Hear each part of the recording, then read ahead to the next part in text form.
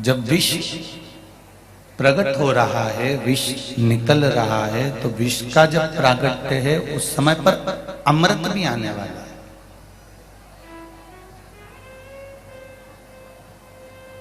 पर देवाधिदेव महादेव के पास में अमृत नहीं भेजा गया है, देवाधिदेव महादेव के पास में तो विष भेजा गया है।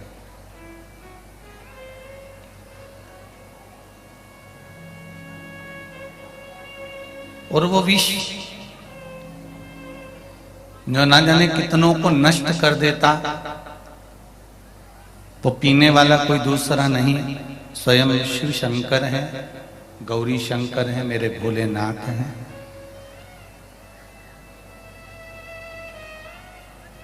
अमृत तो कोई भी पी सकता है और अमृत कोई भी निगल सकता है।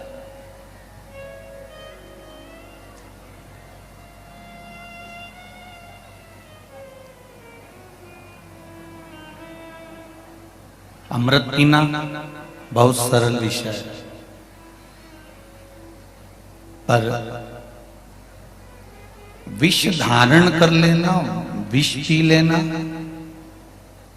विष प्राप्त कर लेना या विष का पान कर लेना एक कठिन विषय है।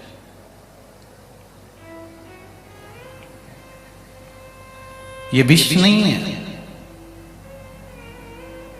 मंथन में जो निकला है, ये सारे देवता और राक्षसों के बीच में जो इन दोनों का घर्षण हो रहा था, बुद्धि का, चित्त का, मन का। राक्षस सोच रहे थे कि अमृत निकलते से ही हम पिएंगे और इनको समाप्त कर देंगे। देवता सोच रहे हैं कि हम में अमृत मिल जाएगा और हम इनको समाप्त कर देंगे। ये एक दूसरे के मन के मंथन से जो विष प्राप्त हुआ है।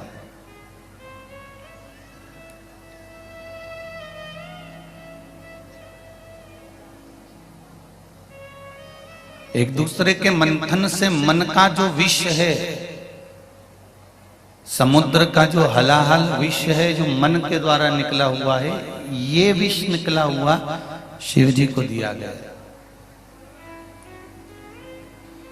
और बहुत ध्यान से सुनना भाई,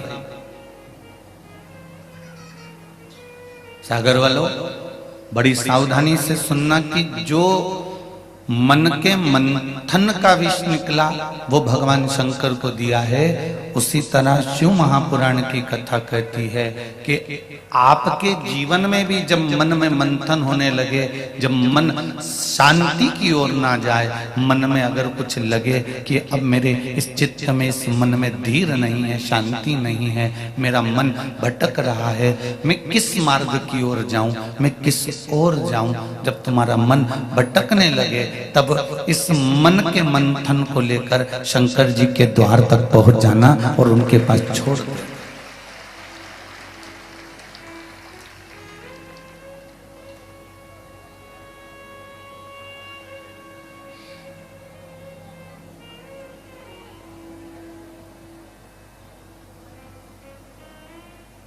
मन के भीतर एक बात बहुत ध्यान दीजिएगा, थोड़ा सा स्मरण रहे आप लोगों को।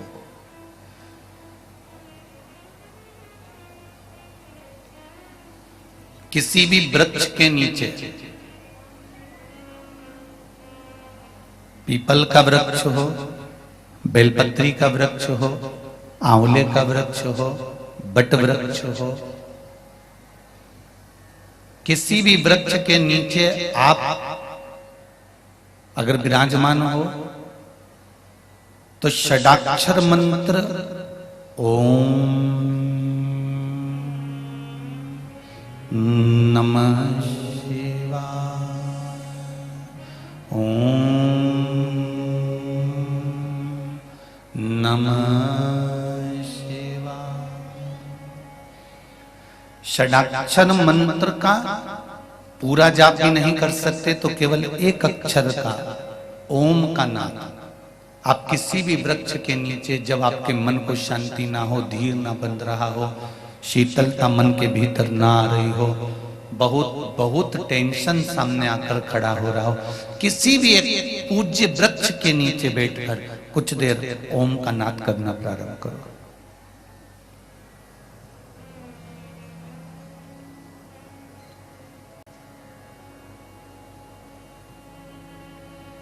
जैसे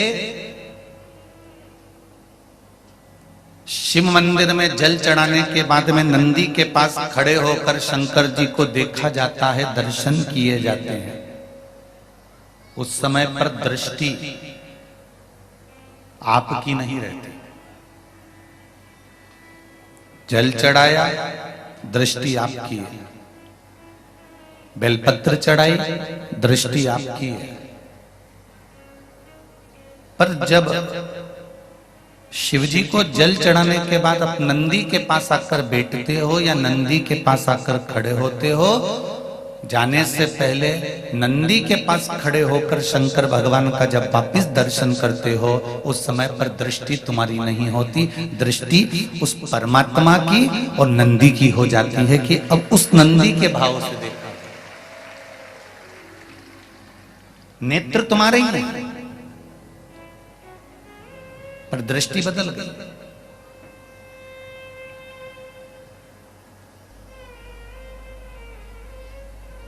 पांच मिनट में व्यक्ति की दृष्टि बदल जाती है। 5 मिनट का 1 सेकंड लगता है, दृष्टि बदल जाती है। वृंदावन काई के लिए जाते हो? भगवान के दर्शन करने के लिए। बोलो सही है कि गलत है? आगरा काई के लिए जाते हो? ताजमहल, जम के बोलो, देखने के लिए। किसी ने ये कहा कि ताजमहल का दर्शन करने जा रहे हैं? जो भी बोलेगा एक ही बात कहेगा, ताजमहल देखने के लिए जा रहे हैं और वृंदावन भी जाएंगे, वहां दर्शन कर कर आएंगे। बोलने का तरीका बदल गया कि वृंदावन जाएंगे तो दर्शन कर कर आएंगे, आगरा जाएंगे तो ताजमहल देख कर आएंगे। देखने में और दर्शन में अंतर है। देखते हैं तो काम जागता है और दर्शन करते हैं तो काम समाप्त हो जाता है। देखने में काम जागा। फिल्म दर्शन करने के लिए नहीं जाते, फिल्म देखने के लिए जाते हैं। रासलीला, रामलीला देखने के लिए नहीं जाते, दर्शन के लिए जाते।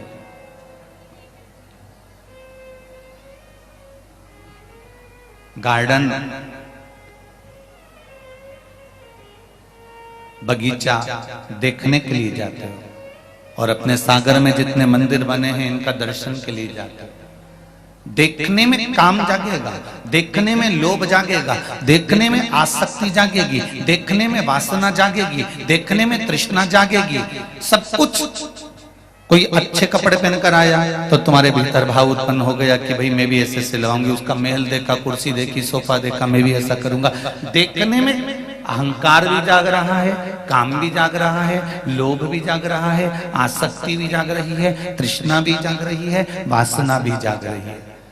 पर दर्शन करने पर, जब परमात्मा के हम दर्शन करते हैं, जब भगवान की चौखट पर जाते हैं, भगवान के द्वार जाते हैं, तब हमारे भीतर से सब कुछ समाप्त हो जाता है। दर्शन मतलब काम, आसक्ति, लोभ, तृष्णा का शमन।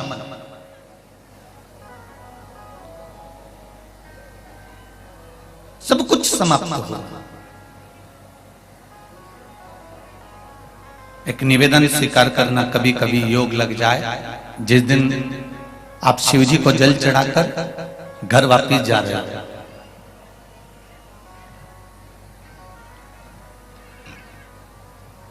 एक बात आपको कही थी, ध्यान में होगी शायद।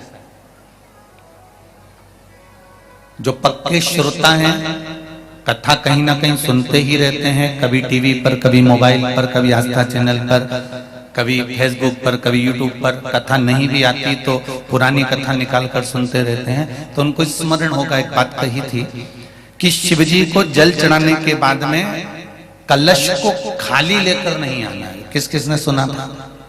सुना था सबने? रखिए, बहुत बहुत धन्यवाद आप लोगों को। शिवजी को जल चढ़ाने के बाद कलश खाली लेकर नहीं आना। हमें उस कलश में शंकर भगवान के चढ़ा हुआ थोड़ा सा, आधी चम्मच से भी आधी चम्मच, एक चुल्लू का एक जरा सा जल उस कलश के अंदर लेकर आना है। और वो जल अपने पूरे द्वार पर, घर पर, व्यापार में या अपने घर में प्रवेश करते समय छींट लिया, पान कर लिया या दे दिया। उससे क्या होगा, क्या प्राप्त होगा?